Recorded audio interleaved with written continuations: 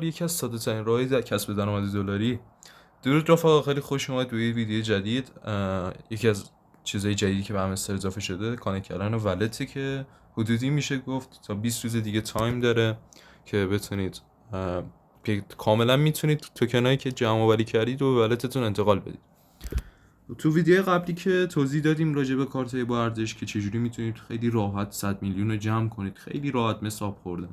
تو این ویدیو یکی از جدیدترین راهی که اومده میتونید داخلش ولت کانکت بدید.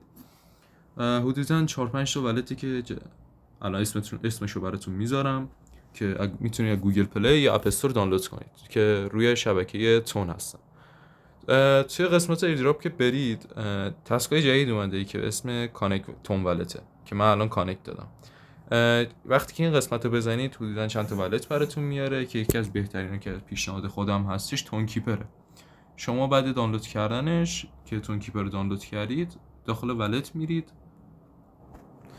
ولت میرید و یه فضای خیلی عادی براتون داره.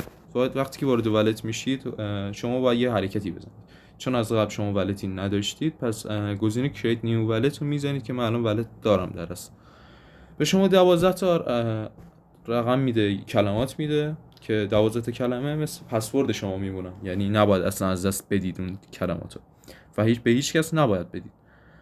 بعد اینکه 12 کلمه رو دریافت کردید، یه جا یادداشت کردید یا اسکرین شات گرفتید، از شما یه احراز هویت گرفته میشه که میگه برای مثال کلمه 4 رو وارد کن، کلمه 5، کلمه 7.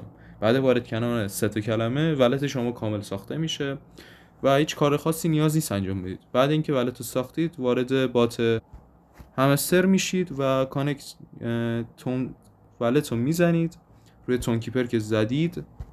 دوباره داخل خود همستر شما رو میاره داخل بات، داخل تون کیپر و از شما اجازه میخواد و پرمیشنش رو میخواد که آیا و از شما میپرسه که آیا حاضری که این بات رو به ولتت کانکت بدی و شما تاییدو که بزنید ولت شما با موافقت کانکت و در اصل نیازی نیست کار خاصی انجام بدید.